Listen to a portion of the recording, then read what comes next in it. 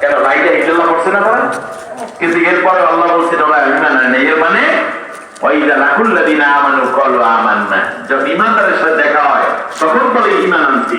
ওয়াইদা খালাউ ইলা শায়াতিনহিম ক্বালু ইন্না মাআকুম, যখন শয়তানের সাথে দেখা হয়, তাগুতের সাথে দেখা হয়, তখন বলে আমরা তোমাদের সাথে আছি।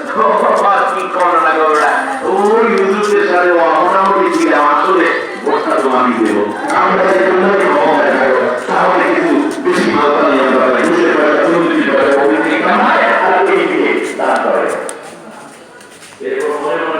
এই তাগুতের যারা কামনা করে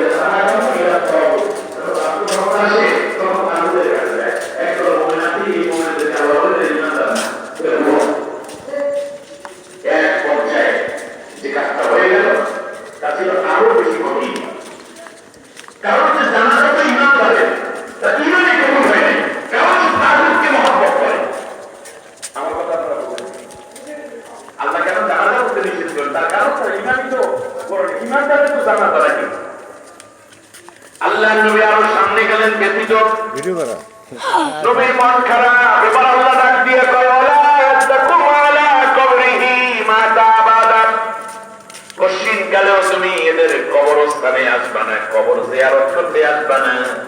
তার কারণ মুনাফিকদের কবরের মধ্যে আমার লানত করে, তুমি নবী লানতের জায়গায় ধারাবাহিকা হয় না। অতএব মুনাফিকুনা ইন্নাল মুনাফিকিনা ফি দারকিল আসফালি মিনান নার, মুনাফিকরা যাবে জাহান্নামের সর্বনিম্ন স্তরে।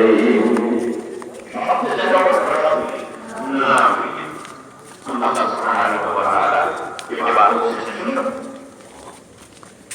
এই ইসলামের যারা তাগুতকে মায়া করে, এদের সাথে সম্পর্ক যারা রাখবে তাদের ঈমান আমি কবুল করি। নবী নামাজ পড়ে জানাজা, নবী দোয়া করে, এরপরে তার জান্নাত